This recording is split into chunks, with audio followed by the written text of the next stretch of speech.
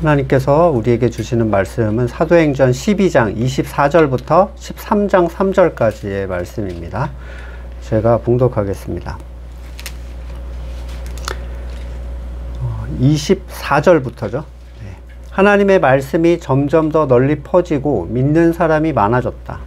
바나바와 사울은 그들의 사명을 마치고 마가라고도 하는 요한을 데리고 예루살렘에서 돌아왔다. 안디옥 교회에 예언자들과 교사들이 있었는데 그들은 바나바와 니게르라고 하는 시몬과 구레네 사람 루기오와 분봉왕 헤롯과 더불어 어릴 때부터 함께 자란 마나엔과 사울이다. 그들이 주님께 예배하며 금식하고 있을 때 성령이 그들에게 말씀하셨다. 너희는 나를 위해서 바나바와 사울을 따로 세워라. 내가 그들에게 맡기려 하는 일이 있다. 그래서 그들은 금식하고 기도한 뒤에 두 사람에게 안수를 하여 떠나보냈다. 아멘. 헤롯이 일으킨 기독교 박해 사건 이후에 성경은 하나님의 말씀이 널리 퍼지고 있다라고 표현했는데, 좀 이 퍼지다라는 원어는요, 아윅사노라는 단어로부터 왔는데 어떤 거냐면 식물이 막 퍼지는 그 힘을 얘기해요. 인류가 만약에 이 사람이 만들어 놓은 문명을 통제하지 않으면 이걸 가장 강력하게 파괴하는 게 식물이래요. 예. 작은 씨앗 하나가 어떻게 저기서 자라고 있지, 이런 거 보신 적 있죠? 그냥 정말 손톱만한 틈만 있으면 거기 들어가서 그걸 막 부시고 올라오잖아요. 벌려놓고. 예. 이 작은 씨앗의 생명력에 그런 힘들이 숨겨져 있는데, 이 퍼지고라는 표현보다는 개역개정에서 흥왕하다 이런 표현이 있어요. 그게 더 느낌을 잘 살린 번역이라고 생각이 됩니다. 말씀이 흥왕한다는 것은 복음의 생명력으로 인해서 말씀이 확장되고 교회를 든든히 세우고 또 성도가 하나 되는 모든 일들을 다 포함하고 있는데, 단순히 복음의 내용과 의미 전달을 하는 게 아니라 이 복음을 통한 영적인 성장, 말씀 자체의 확장, 그리고 성도의 성숙성까지를 다 내포하는 표현입니다. 거듭나서 우리에게 심겨진 말씀은 하나님의 은혜를 누리면 누릴수록 깊이를 더해가고 삶 가운데 열매를 맺게 하고 또 성도와 성도를 하나로 만들어 주듯이, 말씀의 흥왕은 교회가 성령 안에 온전히 잠겨 있을 때 나타나는 자연스러운 성령 사역의 결과예요. 처음으로 기독교인이라는 말을 들었던 이 안디옥 교회에는 예언자들과 교사들이 있었습니다. 교회가 단단히 서기 위해서 교회가 설 수 있도록 역할을 감당할 수 있는 어떤 기둥들이 필요하기 마련인데, 이것은 하나님의 뜻에 따라서 하나님께서 은사를 주심으로써 갖는 역할이지 타고난 개인의 성향이나 능력이나 어떤 자발적인 자원에 의해서 맡아지는 게 절대로 아니에요. 그러니까 예언자는 이 개역개정에서는 선지자라고 번역이 되는데, 어떤 거냐면 발설하는 자라는 뜻이에요. 선지자 또는 사도는 이때 당시에 말씀이 계시가 안 됐잖아요. 그래서 하나님의 뜻을 받아서 그대로 우리한테 알려주는 그런 기능들을 하고 있었던 사람인데, 지금에 있어서 선지자의 직분은 사도처럼 말씀이 계시되었기 때문에 사라져요. 특별히 그러니까 말씀에 계시되지 않은 걸 선포하기 위해 나타나는 건 있을 수 없다는 거죠. 그래서 한시적인 직분이라고 이해를 할 수 있습니다. 그래서 우리가 집중적으로 좀 봐야 되는 이 포인트는 교사예요. 그러니까 교사는 가르치기 적합한 사람이라는 뜻을 가지고 있는데, 선지자 또는 사도와는 달리 지금 시대의 교사 직분은 기능도 이미지도 완전히 엉망이 돼버렸죠. 건물교회에는 필연적으로 교사가 있습니다. 문제는 뭐냐면 이 사람들이 거듭났는지 또는 무엇을 알고 있고 무엇을 가르치는지와 전혀 상관없이 사람의 힘으로 할 수 있는, 그리고 건물교회에 반드시 있어야만 하는 직분이 됐다는 거예요. 뭐 영아 유치부 교사, 저도 이제 영아부 학부부터 쭉 해봤거든요. 사역을 하면서. 영아 유치부, 또 뭐 아동부, 청소년부. 제가 봐왔던 수많은 교사들은 사실 성경을 몰랐어요. 그래서 교사 세미나를 하는데 세미나는 둘째치고 제가 빈 종이를 하나씩 주고 적어보라고 했습니다. 아는 걸. 그러니까 제가 질문은 줬죠. 이거에 대해서 아는 걸 적어봐라. 반 이상이 굉장히 난감해하는 거예요. 거의 손도 못 대더라고요. 그 바닥에서 이런 사람들이 이제 십수년을 있으면 교인들은 이 사람에 대한 이 사람들을 가지고 이제 교사의 이미지를 형성해요. 자기 안에. 때로는 고등학생이 졸업하면 나가지 못하게 하기 위해서 보조교사라는 듣도 보도 못한 이제 타이틀을 걸고 너도 교사다. 네, 이렇게 해주죠. 영적인 생명과 아무 관계가 없는 어떤 프로그램들, 놀이, 진로 상담, 인생 상담, 소품 담당이나 음악을 하는 교사로 이름을 이제 올리죠.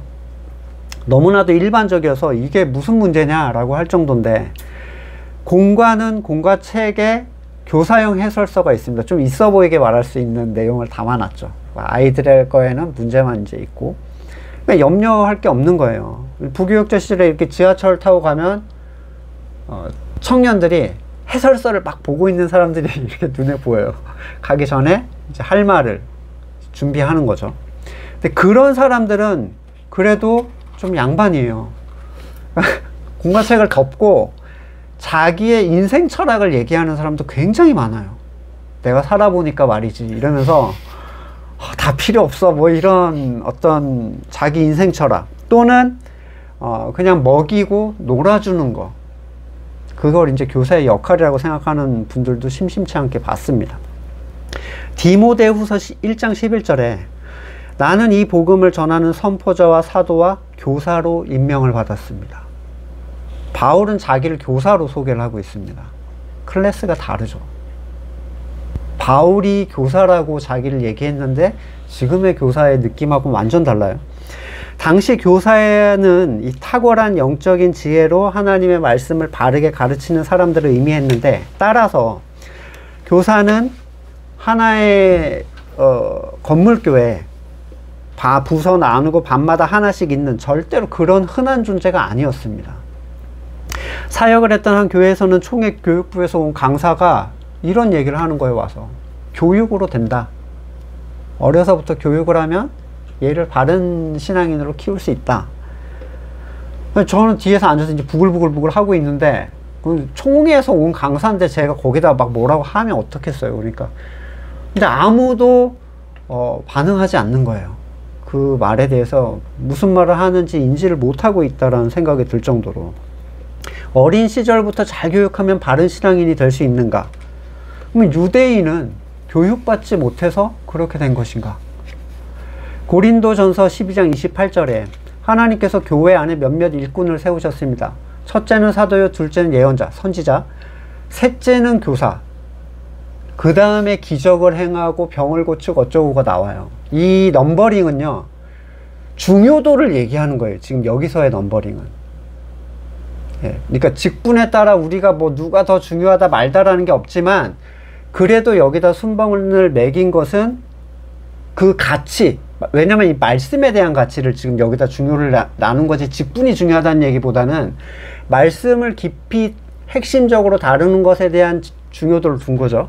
근데 세 번째 자리에 교사가 있어요. 근데 앞에서 말씀드렸듯이 사도랑 선지자는 사라졌어요. 손가락이 저기. 그러면 뭐예요? 교사 직분이 진짜 핵심적인 직분이라는 얘기죠. 1번 직분이라는 거예요. 근데 진짜 사람들이 그렇게 생각합니까? 에베소서 4장 11절, 그분이 어떤 사람은 사도로, 어떤 사람은 예언자로, 또 순번이 똑같죠. 어떤 사람은 복음 전도자, 어떤 사람은 목사와 교사로 삼으셨습니다. 이렇게 얘기해요. 근데 이 목사와 교사 앞에 관사를 하나를 쓰고 있어요. 무슨 얘기냐면 교사직을 목사의 다른 표현이다라고 표현하는 거예요. 그러니까 둘이 같은 직분이라는 거죠. 목사와 교사는. 그러니까 교사는 목양을 위한 목사의 필수사항이에요. 말씀을 잘 가르치는 목사. 또는 목사는 교사의 역할을 목양적 가치에서 감당하는 사람입니다. 책임이 막중한 거죠. 그래서 야고보서 3장 1절에 나의 형제자매 여러분, 여러분은 선생이 되려고 하는 사람이 많아서는 안 됩니다. 여러분이 아는 대로 가르치는 사람인 우리가 더 큰 심판을 받을 것입니다. 맡긴 게 있으니까 찾는 것도 있죠. 근데 그래서 달란트 비유에다가 제가 그 표현을 설명을 드린 적이 있는데, 누군가 해야 하는 자리를 만들어 놨기 때문에 채워지는 게 교사가 아니에요. 교사로 불렀기 때문에 할 수 있는 게 교사인데, 하나님께서 교사로 부른 사람에게는 말씀을 볼 수 있는 지혜와 또 거듭난 사람을 가르칠 수 있는 은사를 주시고 거듭난 사람도 붙여주세요. 그러기 때문에 책임이 따르는 거죠. 엄청난 책임이 따르는데, 근데 건물교회에서는 교사를 너무 쉽게 생각해요. 속된 말로 뭐나 다 할 수 있는 지금의 모습은 이렇죠. 교회를 다니는 부모들이 아이를 교회에 보내놓으면 관리할 사람이 필요해요. 방치할 수 없잖아요. 그러니까 학교에도 교사가 있으니까 교회에도 교사가 있어야 된다. 성경은 뭐가 뭔지 나도 너도 모르니까 공과책을 만들어서 거듭나지 않은 아이들이 관심을 가질 만한 내용을 자꾸 공과에 넣기 시작합니다. 이런 건 교사가 아니죠. 진짜 교사는 거듭나지 않은 사람을 위해서 할 수 있는 게 아무것도 없어요. 반대로 거듭나지 않은 교사는 거듭난 사람을 위해서 할 수 있는 게 아무것도 없습니다. 당연한 거예요. 세상의 교회가 왜곡해 놓은 이 성경의 여러 가지 가치들은 이제 그게 진짜가 돼버렸죠. 그래서 오히려 참된 것은 왜곡된 것으로 생각하고 있어요, 사람들이. 교회라는 의미, 예배, 찬양, 기도, 봉사, 사랑, 은혜, 거의 모든 가치가 건물교회에서 만들어 놓은 어떤 의미로 이해가 되고 있어요. 이러한 인위적인 교육이 가치가 있다면 왜 어린 시절부터 교회에 보낸 아이들은 철이 들고 머리가 크고 결혼하고 그러고 나면 교회를 떠나는가? 또는 그 자리에 남아있다 하더라도 왜 성경과 아무 관계없는 선조들의 일을 물려받아서 계속하고 있는가? 만약에 그들이 잘못된 교육이 아니라 참된 교육을 받았다면 괜찮았을까요? 아니에요.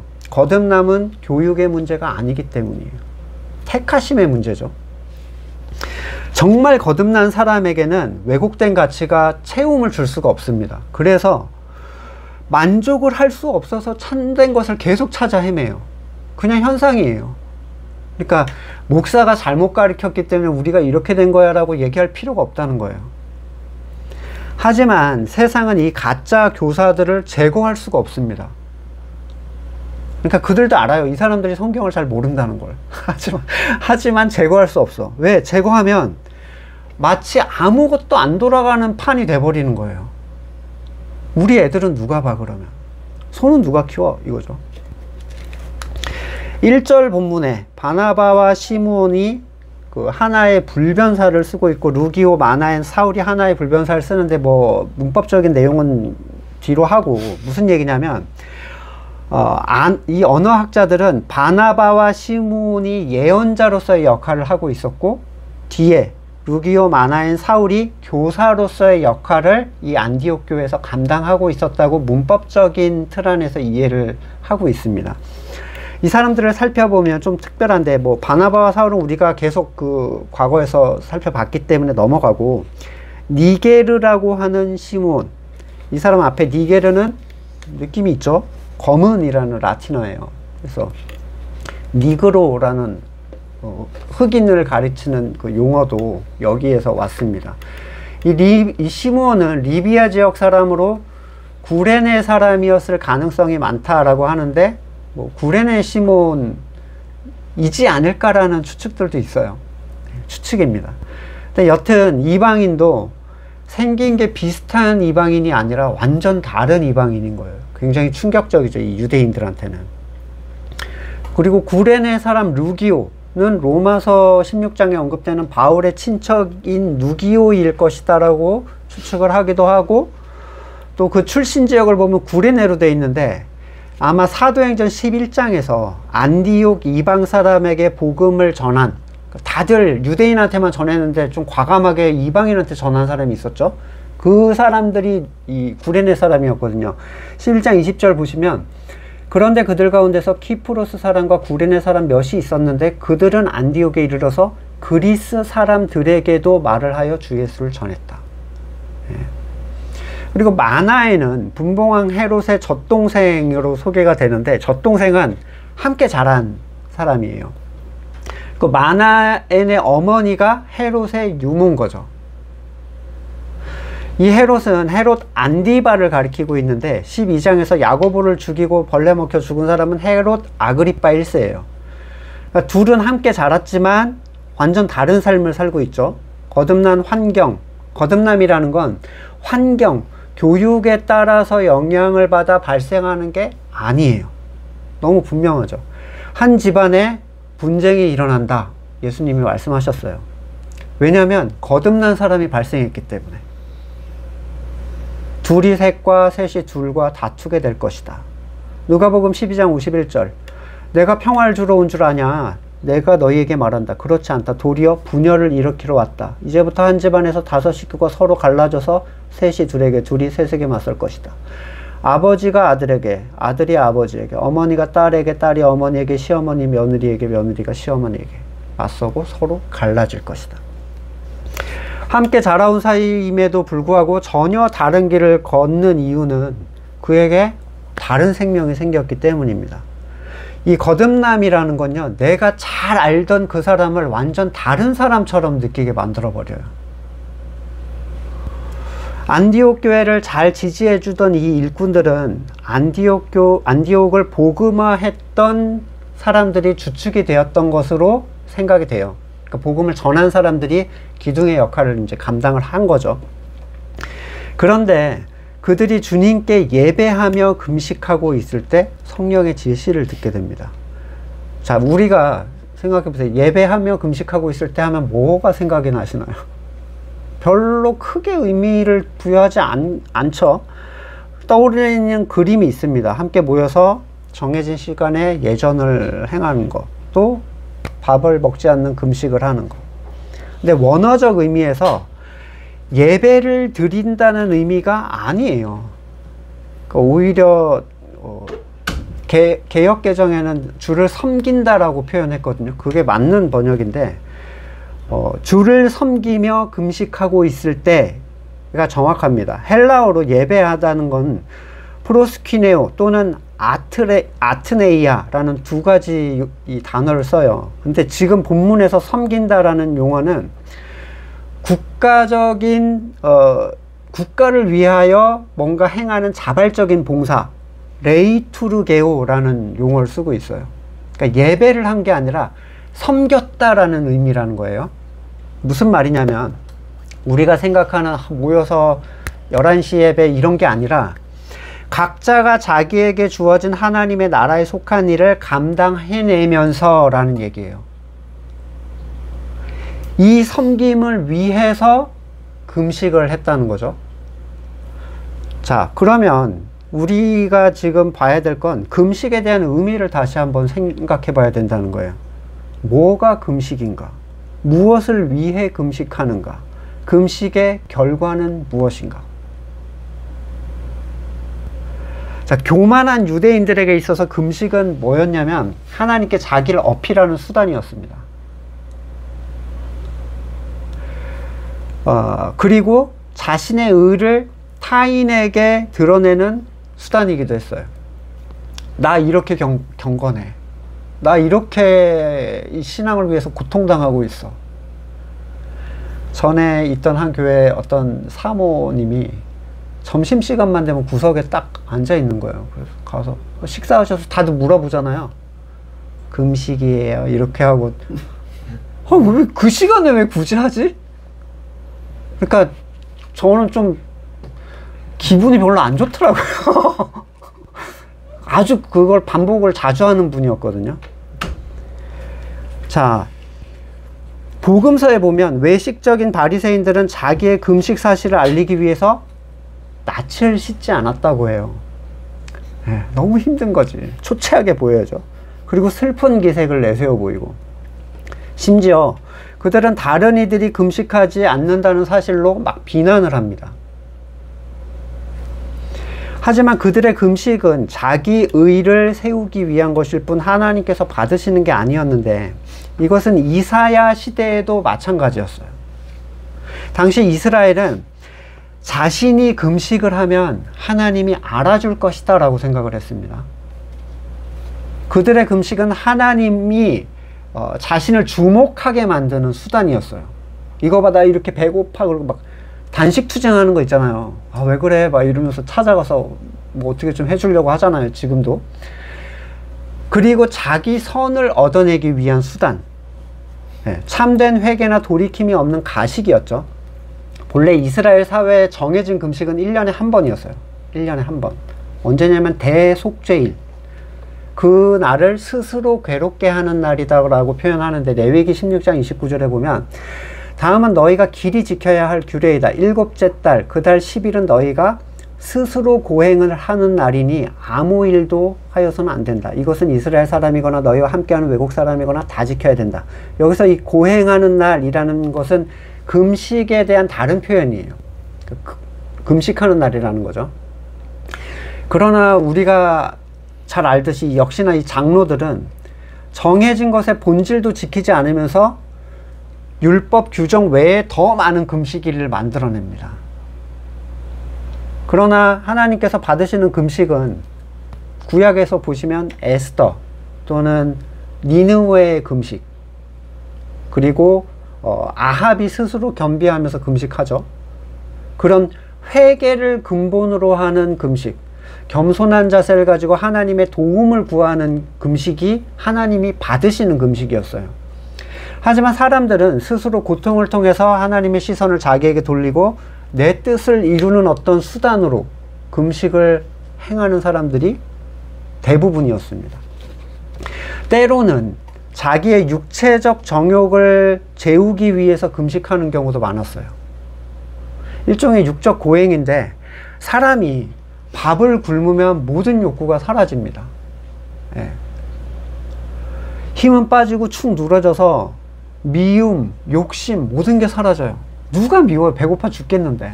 그냥 이렇게 되는 거예요.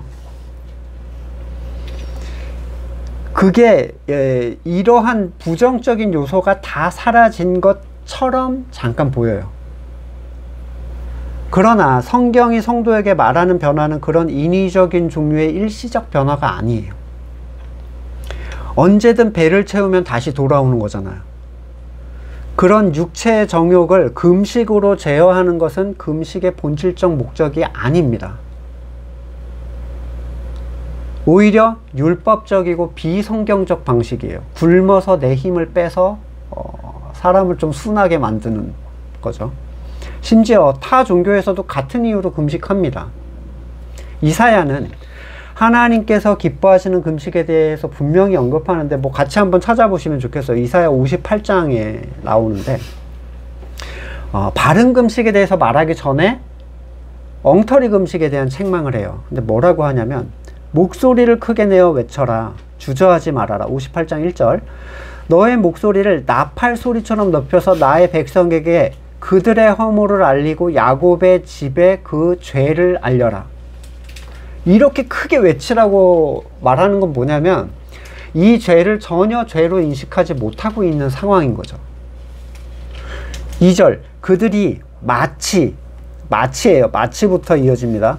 공의를 행하고 하나님의 규례를 저버리지 않는 민족이나 되듯이 날마다 나를 찾으며 나를 알기를 좋아한다. 그들은 무엇이 공의로운 판단인가 나에게 묻고 하나님께 가까이 나가기를 즐거워한다고 한다.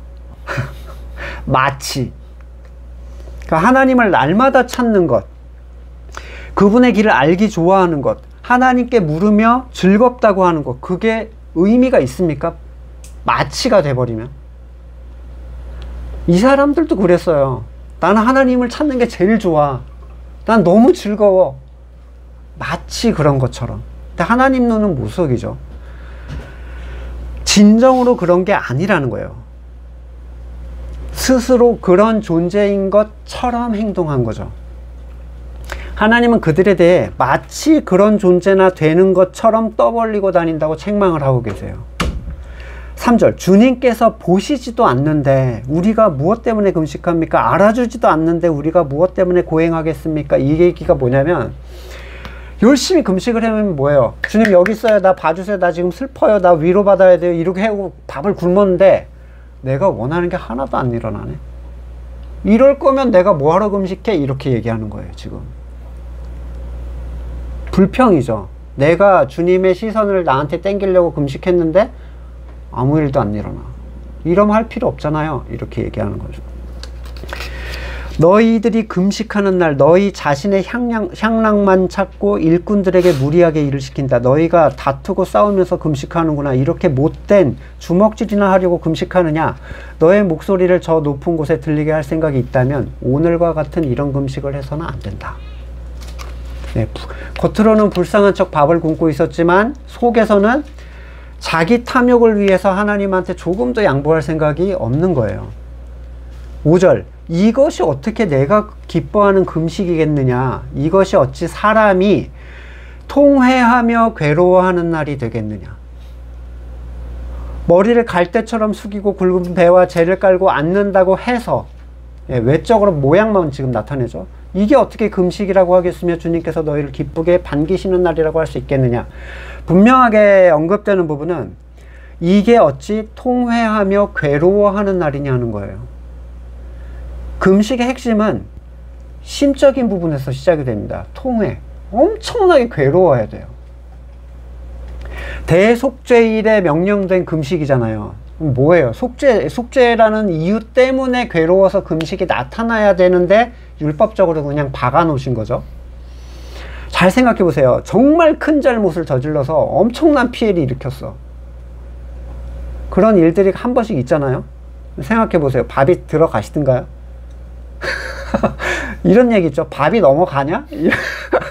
예, 생각이 없는 사람들한테 야, 너 그러고 밥이 넘어가냐? 이런 얘기 하잖아요. 정상적인 금식은 통회함 때문에 밥이 안 넘어가는 거예요. 자신의 행위에 대한 고통이 금식의 모습으로 드러나게 되는 거지, 금식이라는 행위가 금식의 본질을 끌어내줄 수가 없습니다.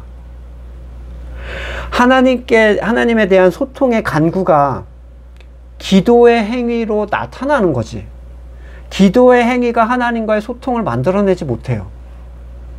하나님께 돌리려는 영광의 소망이 예배를, 하나님께 돌리는 감사의 표현이 찬양을 이끌어내는 거지, 그 역방향은 유대인의 금식처럼 아무 의미가 없습니다. 밥을 굶어서 영을 깨끗하게 할 수 있다고 생각하세요? 내 안에 더러운 것들을 바꿀 수가 있겠는가? 굶어서. 그러면 그리스도의 보혈은 그 사람한테 아무 의미가 없습니다. 그런 식으로 자기 영이 깨끗해질 수 있다면. 그러면 무엇에 대한 통회와 무엇에 대한 괴로움인가, 이걸 봐야 되겠죠.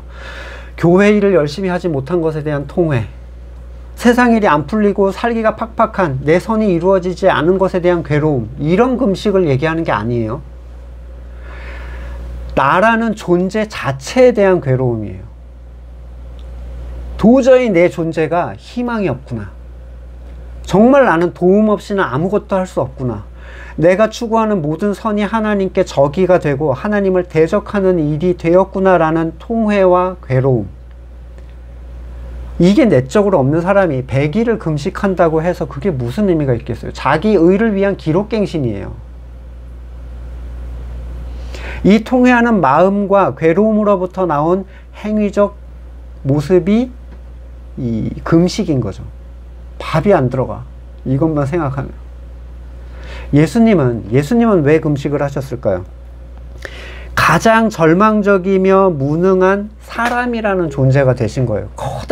우리 커다란 일을 앞두고도 밥이 안 들어가잖아요. 네, 소화가 안 되죠. 거기에 집중하느라고. 예수님의 금식은 인간의 연약함에 대한 도움의 간구였어요. 지금 밥 먹을 때가 아니에요. 하나님 나 좀 도와주세요. 이거죠. 그분은 스스로 채우기를 거부하셨습니다. 오직 하나님으로부터 오는 것으로 살아가는 존재로서, 에덴에 속한 존재로서 살아가길 결단하신 거예요. 이사야서에 내가 기뻐하는 금식은 이어서 설명을 하고 있는데, 묘하게 이 금식은 하면서 나열되는 게 우리가 생각하는 밥 먹지 않는 것과 아무 상관이 없어요. 이게 뭔 소리지? 라는 생각이 들 정도로. 보세요. 금식으로 어떻게 부당한 결박을 풀어줍니까? 어떻게 타인의 명예를 벗겨주고 압제받는 사람은 어떻게 놔주죠? 어떻게 금식을 해서 굶주린 사람들에게 먹을 걸 나눠주고 떠도는 사람들을 집으로 맞아들입니까? 헐벗은 사람을 입히고 고륙을 피하여 숨지 않는 일, 도대체 이게 금식과 무슨 상관이 있는가? 어떤 경우에는 이제 할 수 있는 게 하나 보이잖아요. 뭐죠? 한 끼 금식하고 그 한 끼분의 돈을 모아서 구제헌금을 한다. 네, 나의 금식을 통해서 누군가 먹게 되지 않느냐. 네. 근데 이런 건 통회하는 마음과 괴로움에서 흘러나온 금식과는 상관이 없어요. 자, 자기의 절망성을 스스로 발견한 사람들은 자기의 꼴로 자기를 채울 생각이 사라지죠. 이게 나오는 것 자체가 너무 끔찍하니까요. 하나님의 것은 그래서 자기 거를 이렇게 거부하는 사람들, 자기로 자기를 채우지 않는 사람들에게 하나님이 하나님의 걸로 그 사람을 채우기 시작하세요. 하나님의 것은 우리가 생각하는 것과 전혀 다른 생명과 능력이 있는데, 하나님의 것으로 채워진 사람은 하나님께 속한 삶을 살기 시작하게 돼요. 금식은 단지 식음을 전폐하는 걸 넘어서 영적으로 자기 부인의 영역도 금식에 들어갑니다. 내가 나를 채우지 않겠다는 선언이죠. 예수님께서는 그러한 금식을 십자가 지기 전에 하셨어요. 자, 뭐라고 하시냐면 마태복음 26장 39절. 예수께서 조금 더 나아가 얼굴을 땅에 대고 엎드려서 기도하셨다. 나의 아버지, 하실 수만 있으시면 이 잔을 내게 지나게 해주십시오. 그러나 내 뜻대로 마시고 아버지의 뜻대로 해주십시오. 26장 42절에도 다시 두 번째 나가 기도하셨다. 나의 아버지, 내가 마시지 않고서는 이 잔이 내게서 지나갈 수 없는 것이면 아버지 뜻대로 해주십시오. 겸손히 자기의 선을 거절하시고 아버지의 뜻을 구하셨어요. 타락한 사람들은 예수님도 자기 뜻을 구했다. 여기서 그걸 봐요. 그러니까 우리도 구해도 돼. 예수님도 구했으니까. 이렇게 인용하려고 이 본문을 사용하는데, 예수님은 이미 자신이 왜 여기 오셨는지 알고 계셨고, 이걸 거절하거나 다시 되물을 생각도 없으셨어요. 다만 그분 안에 있는 인간 존재에 대한 깊은 절망성, 그리고 자신의 뜻에 대한 자기 부인을 우리 거듭난 사람들에게 보여주기 위한, 거듭남의 모습을 보여주시는 장면이지, 자기 뜻을 구해놓고 기도해보고 안 되면 말고 뭐 이런 식을 허용하려고 지금 하신 행동이 아니에요. 자기 부인은 영적인 금식입니다. 그리고 그 간절함이 너무 간절할 때 육적인 금식으로까지 이어지는 거예요. 이 본질적 가치에 의해서. 미치겠을 때. 하지만 통회도 괴로움도 겸손도 없이 행해지는 육적인 금식은 아무것도 아니고 오히려 하나님께서 책망하시는 외식 행위에 불과합니다. 마태복음 6장의 산상설교에서 예수님은 구제, 기도, 금식을 남에게 보이기 위해 하는 사람들에 대해서 책망을 하세요. 골로새서 2장 23절에 이런 것들은, 이 외식 행위는 꾸며낸 경건과 겸손과, 꾸며낸 겸손 얘기하죠. 몸을 학대하는 데는 지혜를 보이지만 육체의 욕망을 억제하는 데는 아무런 유익이 없습니다. 자기의 것으로 자기를 채우지 않겠다는 결단으로 자기를 부인하고 자기의 존재적 절망으로 겸손해진 사람들에게 하나님은 하나님의 것으로 그 사람을 채우시고 그를 통해서 어떤 일이 일어나게 되는 걸 이제 보여줘요. 진짜 금식, 찐 금식이죠. 바로 묶인 자가 자유케 되고 보지 못한 자가 보게 되며 가난한 자에게 복음이 전파되는 바로 예수님께서 하신 그 일이 그 사람의 금식을 통해서 일어나요. 이게 참된 금식의 결과물입니다. 여러분 금식을 해오셨던 분들은 한번 떠올려 보세요. 진짜 이런 일이 일어났나? 하나님의 나라가 임하는 걸 보게 됐습니까? 뭐 환상이 보이고 뭐 이런 걸 얘기하는 게 아니에요. 자유케 되고 평안을 누리는 일, 모든 상황과 관계없는 평안을 누리게 되는 일들이 진짜 일어났는가? 아니면 내가 이렇게 금식했는데 나에게 무슨 영적인 변화나 내가 만족할 만한 영적인 변화 또는 세상적 유익이 올 것이라고 기대를 하고 계십니까?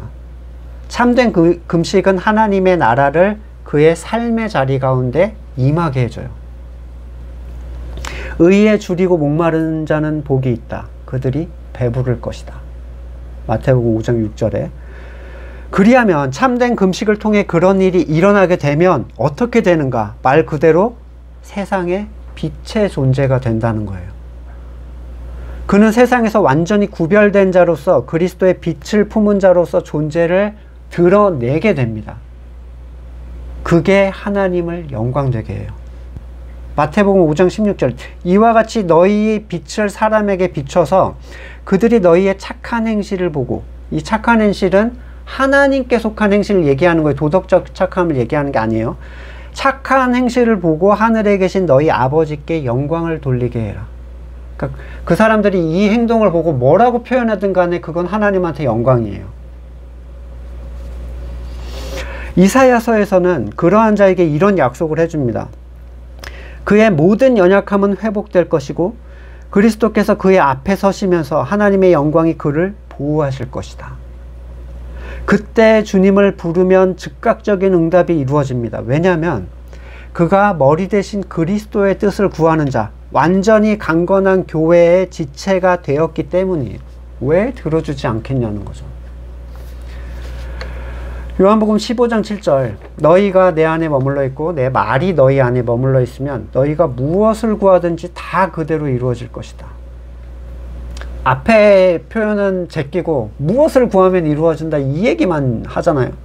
너희가 나를 택한 게 아니라 내가 너희를 택해 세운 것이다. 그것은 너희가 가서 열매를 맺어 그 열매가 언제나 남아있게 하려는 것이다. 그리하여 너희가 내 이름으로 아버지께 구하는 건 무엇이든지 다 받게 하려는 것이다. 그날에는 너희가 나에게 아무것도 묻지 않을 것이다. 내가 진정으로 너희에게 말한다. 너희가 아버지께 구하는 건 무엇이나 아버지께서 내 이름으로 주실 것이다. 지금까지는 너희가 아무것도 내 이름으로 구하지 않았다. 구하여라. 그리하면 받을 것이다. 그래서 너희 기쁨이 넘치게 될 것이다. 정말 많은 오해가 있는 본문인데 참된 금식의 결과물로서의 간구라고 이해를 한다면, 이 본문을 이해한다면 너무나도 자연스러워요.